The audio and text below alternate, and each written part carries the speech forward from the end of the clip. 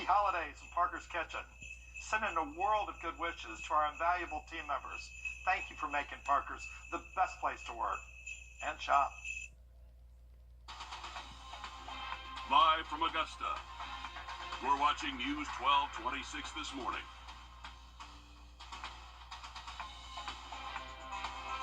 The hunt continues for the second Grovetown shooting suspect after the recent arrest of the first. What we know so far is authorities follow leads in that investigation. And two of our biggest counties opting out of the statewide property tax increase. You can make sure your voice is heard just ahead. A lot to get to this morning, but first, good morning. Thank you for joining us. I'm Nick Proto. And I'm Ashley Campbell. 6 o'clock on your Wednesday. We are halfway through the week. Sending it over to Tim, where we are off to a very cold start this morning, Tim. Temperatures, yeah, that's right. Either right at freezing now, about to hit 602. Happening now, the search continues for a second Grovetown shooting suspect after the recent arrest of one. About 3 hours ago, Grovetown police took to Facebook saying that they arrested the first suspect in last night's shooting, that it happened at Joyner Crossing Apartments just after 5 o'clock, sending a man to the hospital. Now, this is the first suspect on your screen, 20-year-old Isaiah Bautista. Grovetown police say that they found him in Augusta near Windsor Spring Road and Meadowbrook Drive. Officials say that he was in the same car he left the scene in. Police say that he had a gun on him with multiple outstanding felony warrants through Richmond County and Reedsville, Georgia. He's currently at the Charles B. Webster Detention Center on those outstanding warrants. Grovetown police say more warrants will be secured in the shooting. The investigation continues as they search for the second suspect. If you have any information on the shooting, call the Grovetown Police Department. Two counties are debating what they should do with a statewide cap on property taxes. They could enforce it or they could opt out. Public hearings for Richmond County schools have already been set. Your Taylor Martin is live outside the municipal building where Richmond County commissioners are expected to meet today over that same topic. So Taylor, when can people attend these hearings? Well, Ashley, if people missed the Richmond County Board of Education hearing yesterday, they have another opportunity on January 22nd at 3:30 and then again on January 27th at 6 o'clock. But before opting out of the so-called floating rate, the Richmond County Board of Education had to schedule those public hearings. Meanwhile, the Columbia County Board of Commissioners said Tuesday it intends to opt out of the statewide adjusted base year ad valorem homestead exemption for Columbia County. House Bill 581 is meant to change how local governments look at property taxes with your homestead exemption. Lawmakers drafted this with the purpose of putting a cap on how much property taxes could rise each year to prevent tax spikes. It's a new system meant to ease the burden on people with fixed incomes or salaries that can't keep up with growing market values. I think it'd be difficult to determine long-term how many people will necessarily benefit, but I think it is definitely geared towards property owners who own and live in their properties for a long time. Now, all local governments and school boards have until March 1st to decide what they will do. If they opt out, it will go to the state for approval. Now, if you're headed to those public hearings, the chief appraiser says he'll be there to answer any questions you may have. All right, and we know that there will be some questions. We're going to see when city leaders are going to be hearing from the community. The city administrator told us yesterday that we should find out those dates soon. Thank you for that live report, Taylor. We appreciate it. The Columbia County Board of Commissioners say that they intend to opt out of the exemption. The law still requires public hearings so they can get your thoughts before the March 1st deadline. Those are going to be held inside the Evans Government Center Auditorium on Ronald Reagan Drive. The first one is Tuesday at 6. The second one is January 28th at 10 a.m. The final one will be February 4th at 6 p.m. During the Columbia County Board of Education meeting last night, leaders decided to schedule public meetings to talk about that exemption. Now, if it's passed, school leaders say they may have to raise the millage rate. You can go to those hearings on January 27th at 8 a.m., January 28th at 6 p.m., and February 4th at 6 p.m. Those meetings will be inside the Board of Education building located on Hereford Farm Road. Hurricane Helene's damage to countless homes last year could affect property tax bills now. Anything destroyed or damaged can lower a property's value until it's been fixed. That's why both the Richmond and Columbia County tax assessors' offices are encouraging you to fill out a hurricane damage report. Leaders say a team will check for damage reduction on this year's bill once that's submitted. Right now, officials are assessing property's value for taxes. Even though boots are on the ground, they still need your help. The chief appraiser in Columbia County tells us they're concerned how much damage there is months later. They did initial assessments on homes right after the storm, but they're worried some places may have been missed. We'll make those adjustments. It's going to help you out this year on your tax bill while you're trying to get these things repaired. Even if your home is repaired, let the appraiser's office know. He told us that if an insurance adjuster or contractor gave you an estimate for the damages, bring them a copy. It helps them determine the value. Hurricane Helene survivors in all of our local South Carolina counties can now have more time to register for the Disaster Unemployment Assistance Program. That new deadline is January 28th. Those counties, Aiken, Allendale, Bamberg, Barnwell, Edgefield, McCormick, Orangeburg, and Saluda. Again, all of our counties. If you live in any of them, FEMA says you can receive unemployment assistance up until April. You can apply on the South Carolina Department of Employment and Workforce website. Keeping it in South Carolina, focusing on storm recovery efforts here. President Biden approving federal disaster assistance for people who took a hit from the November severe storms and flooding. This drone video shows just how bad it was in Orangeburg County. The aid is available to state, tribal, and eligible local governments. It also is available to certain private nonprofit organizations on a cost-sharing basis for emergency work, plus the repair or replacement of facilities damaged by flooding in Bamberg and Orangeburg counties.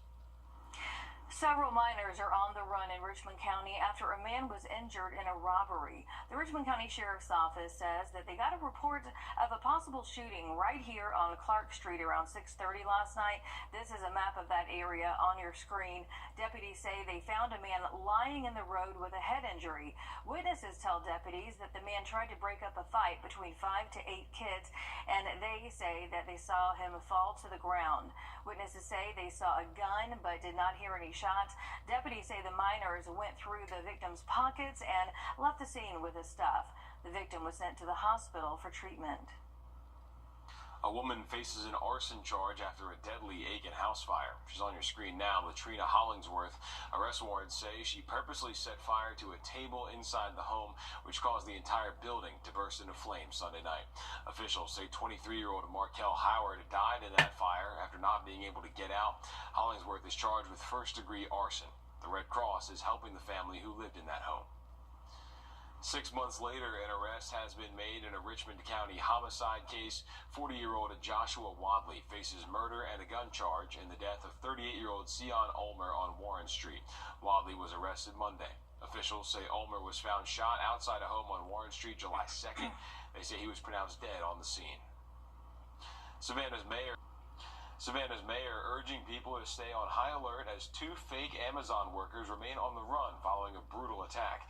The 66-year-old man is still recovering in the hospital after officials say he got more than a dozen staples in his head from that attack. Police say the 2 men posing as Amazon workers beat George Hardison inside his home for nearly 8 minutes. Mayor Johnson says you can never be too careful. We will find out who has done this. Be careful. You should never open the door for folks that you don't know. You shouldn't accept deliveries from stuff you're not expecting. And if in doubt, leave them out. If in doubt, call the police. Police are still searching for those suspects. They're set to be charged with aggravated assault, aggravated battery, and home invasion at a minimum.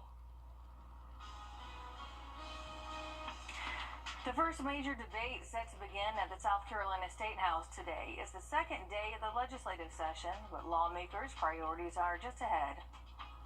Oh, dry and seasonal planner will continue through the rest of the week. We're going to be tracking some rain chances that will come back and possibly into the weekend. Find out all next. And as we head to break, giving you a live look at downtown Augusta over Enterprise Mill. Time now 6:10. Very cold 30s and 40s next week, with right now maybe a potential wintry mix on the low end on Tuesday. 6:16. South Carolina's General Assembly is now back at work in Columbia, with Republican lawmakers setting the agenda for the year ahead. Yesterday, lawmakers gavelled into their 2025 legislative session, which will extend into the summer. State House reporter Mary Green explains what their priorities are for the next months ahead.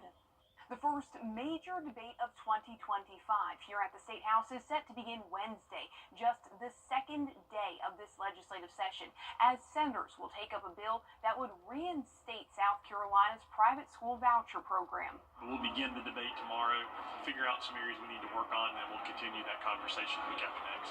Republican lawmakers are acting with urgency after the state Supreme Court ruled last summer that their plan to give certain families public dollars to spend on private school tuition was unconstitutional. Senators will take up a bill that would reinstate the program, but with funding for it coming from lottery revenues instead of taxpayer dollars in the general fund, which some Republicans believe will make it legal. So we'll see what happens.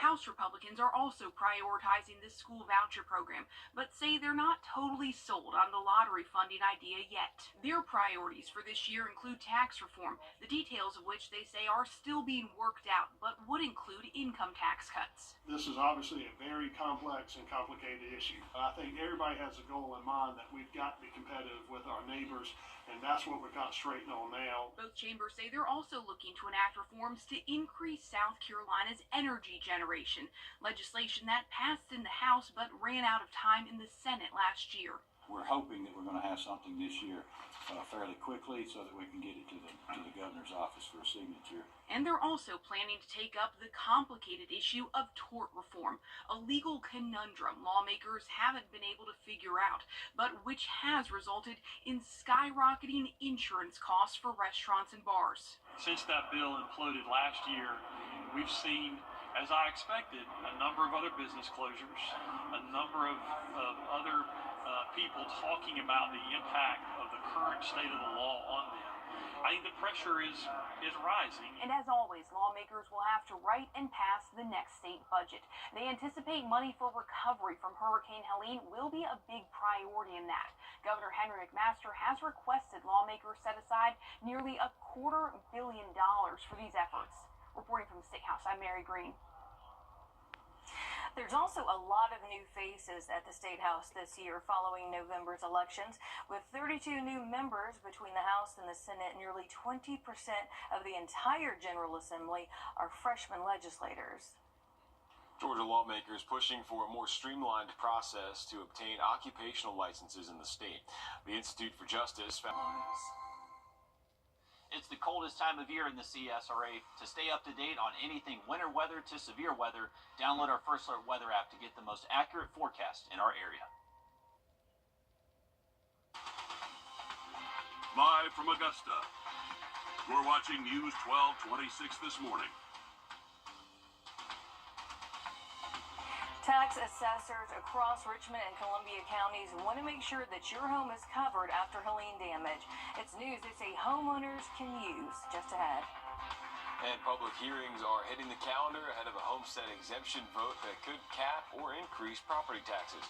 How you can weigh in on the decision. Those stories and much more just ahead. But first, good morning. Thank you for joining us. I'm Nick Proto. And I'm Ashley Campbell. It is 6:30 on your Wednesday. We're halfway through the week, and the cold is sticking around, Tim. It definitely will be here. We're looking at temps that range between freezing degrees by the end of the week. So we'll have much more on that outlook coming up in just a little bit. 6:32.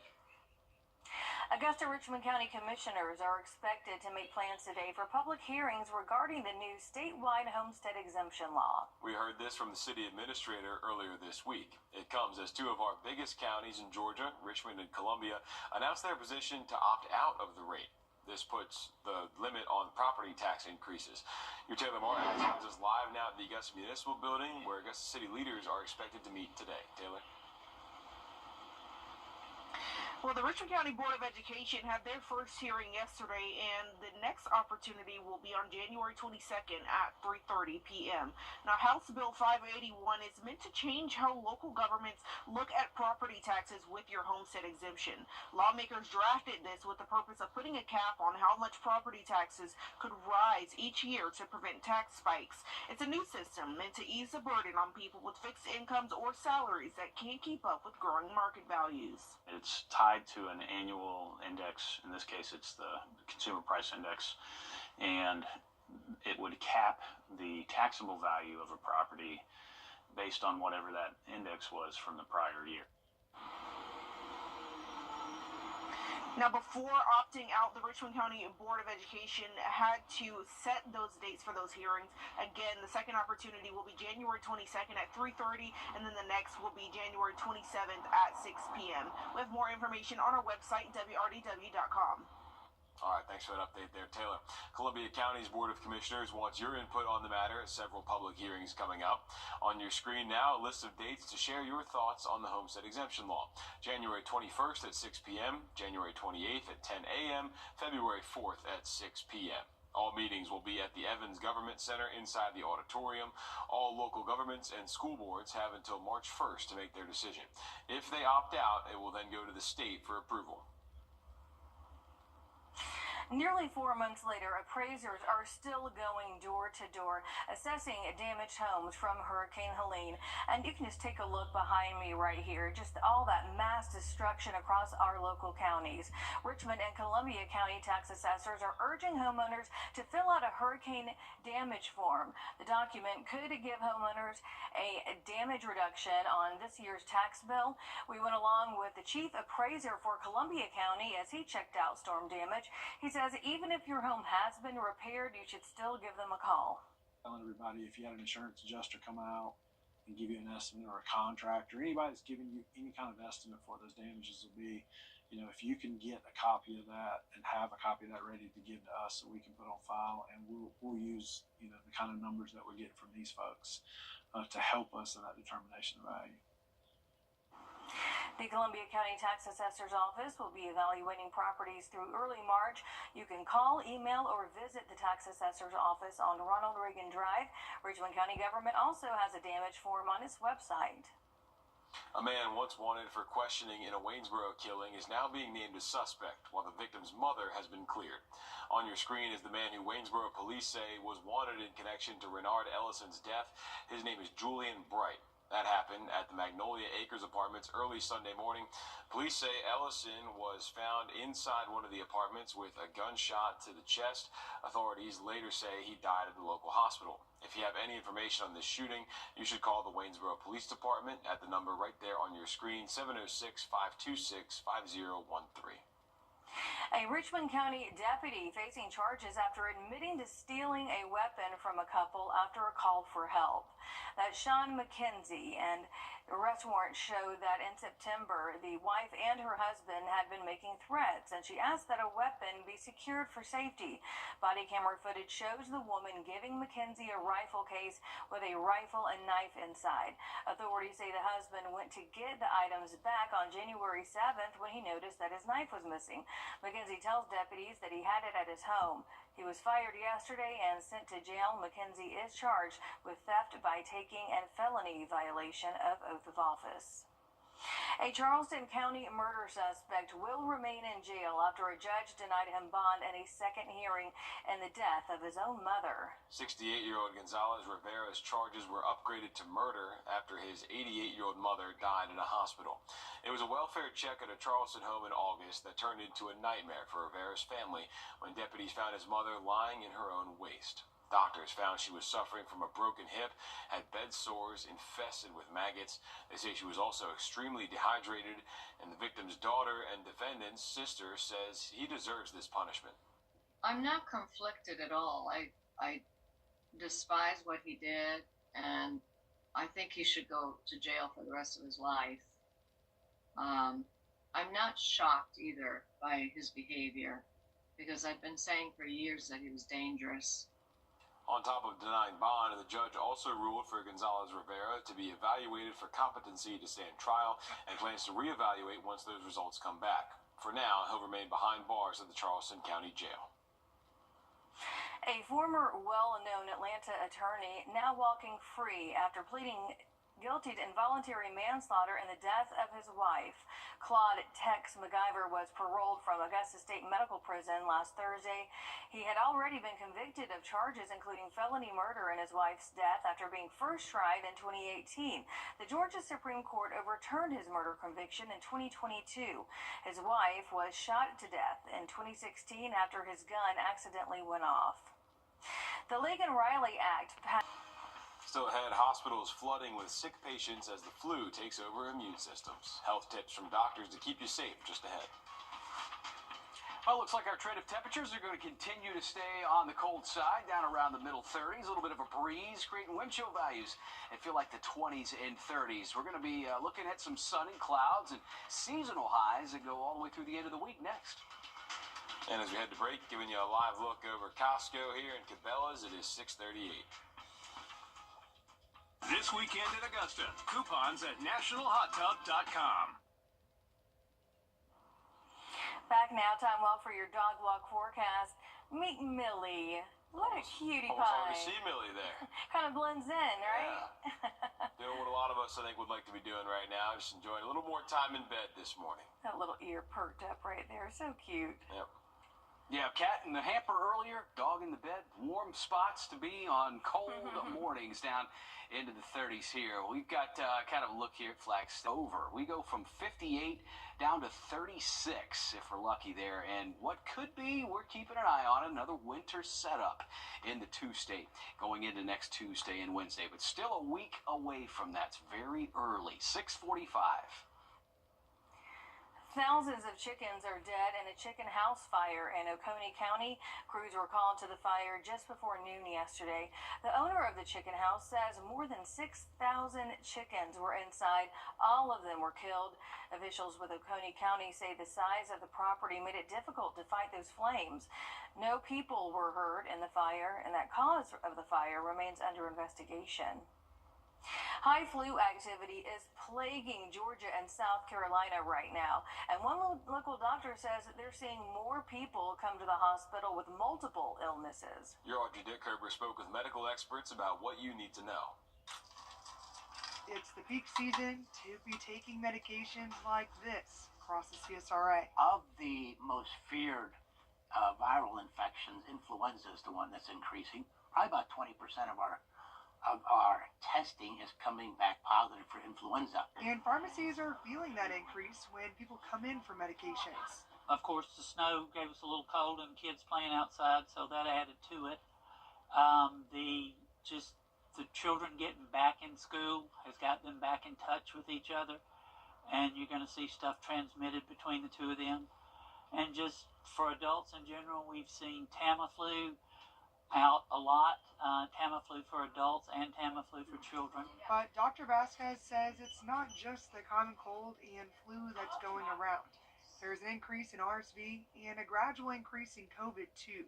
And he says another reason is because of low vaccination rates across the country. All three of those coming together means an increase in hospitalization visits, increase in ER visits, and in patients that get complicated, there's also an increase in admissions into the hospital. So what symptoms tell you when you can treat it at home or not?